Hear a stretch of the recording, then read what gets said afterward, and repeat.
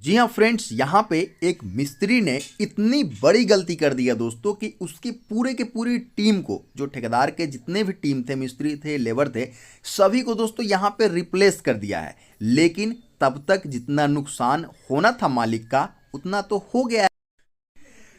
नमस्कार दोस्तों, civil engineering support के एक बहुत ही महत्वपूर्ण वीडियो में आपका स्वागत है। मैं हूं आपका दोस्त इंजीनियर अभिषेक सिंह।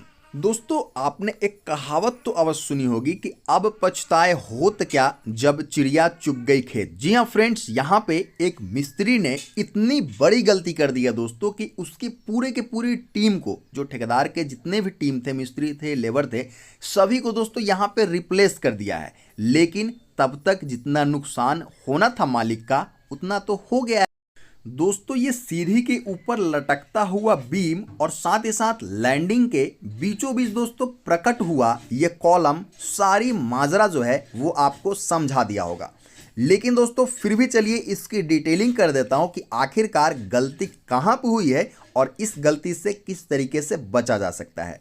दोस्तों, इस कॉलम का जो कास्टिंग हुआ है, ढलाई हुआ है, उसके क्वालिटी को देख करके भी आप समझ गए होंगे कि मिस्त्री कितने ऊंचे दर्जे। दोस्तों, अगर मैं पूछूं कि कमेंट बॉक्स में बताइएगा कि क्या ये बीम है वो कॉलम पे अपना पूरा का पूरा लोड ट्रांसफर कर पाएगा, तो आपका भी जवाब होगा जी नहीं, ये बिल्कुल भी जो है वो कॉलम पे अपना लोड को ट्रांसफर नहीं कर पाएगा, क्योंकि वो प्रॉपर तरीके से कॉलम पे रेस्ट ही नहीं ले रहा है।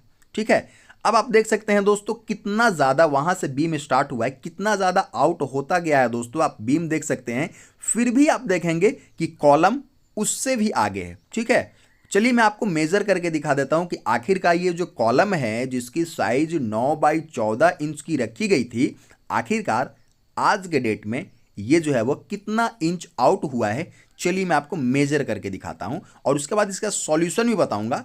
तो ऐसा नहीं है कि सिर्फ आपको गलती ही दिखाऊंगा, सॉल्यूशन भी इसका बताऊंगा मैं और कहाँ गलती हुई है। आप देख सकते हैं 6.25 इंच, लगभग 7 इंच दोस्तों। 14 इंच के कॉलम में आप अगर 7 इंच गायब कर देंगे, बिल्कुल हाफ। ठीक है, तो जिसने भी डिज़ाइन करी होगी दोस्तों, इस कॉलम का साइज दिया गया होगा, कुछ सोच करके दिया गया होगा, इसको लोड उस हिसाब से दोस्तों कैरी करना होगा, इसके लिए दिया गया होगा। लेकिन मिस्त्री के लापरवाही से क्या हो रहा है कि जो ऊपर से लोड आएगा दोस्तों, वो भी अब इस कॉलम पे ट्रांसफर नहीं हो पाएगा, क्योंकि कॉलम जो है वो बिल्कुल जो है वो आउट हो गया है। अब यहां से कॉलम 2 भाग में बट गया है। नीचे वाला कॉलम अपना हिसाब देखेगा और इसके ऊपर वाला जो कॉलम है दोस्तों वो अपना हिसाब देखेंगे।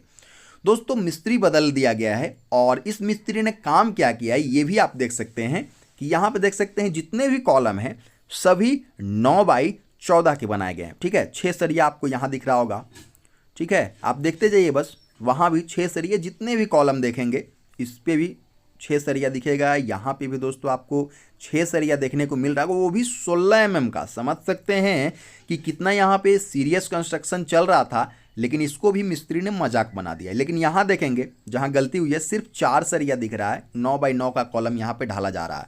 दोस्तों, एक चीज़ बहुत ही गौर से सोचने वाली है कि आखिरकार हमारा जो कॉलम का साइज था 9 बाई 14 था। ठीक है, 14 इंच में दोस्तों 7 इंच पहले मिस्त्री ने आउट कर रखा है। कितना बच गया? 7 इंच। अब दोस्तों 7 इंच का जो बेस बचा है, क्या उस पे 9 बाई 9 का कॉलम हम दे सकते हैं? अगर दे भी दिया जाएगा, क्योंकि और कोई ऑप्शन नहीं है, दिया जाएगा दोस्तों। लेकिन एक चीज़ का और बताइएगा कि जब बेस ही 7 इंच का है, उस पर 9 इंच का अगर कॉलम देंगे तो 2 इंच जो जगह बच रहा है दोस्तों कॉलम का, कहीं ना कहीं तो वो लटकेगा। दोस्तों, लटकता हुआ जो खुद लटका हुआ है दोस्तों, क्या वो किसी का लोड सह सकता है? बिल्कुल नहीं। जिसको खुद किसी का रेस्ट नहीं है, बीम वगैरह का रेस्ट नहीं है दोस्तों, क्या वो वहां पे लोड को कैरी करके नीचे ट्रांसफर कर पाएगा? बिल्कुल नहीं। ठीक है, तो इस चीज से आपको बचना चाहिए और कभी भी बीम के ऊपर कॉलम आ जाए, ठीक है, और बीम के नीचे में कॉलम ना रहे, ठीक है, उसको बीम को थ्रू आउट कॉलम पास ना करे दोस्तों, तो लोड को डायरेक्ट वो बीम पे ट्रांसफर कर देता है। और बीम के नीचे कोई कॉलम नहीं होने की वजह से दोस्तों बीम फेलियर का जो चांस है वो बहुत ज़्यादा बढ़ जाता है, जो कि यहाँ पे बहुत ही ज़्यादा कंडीशन बन रही है।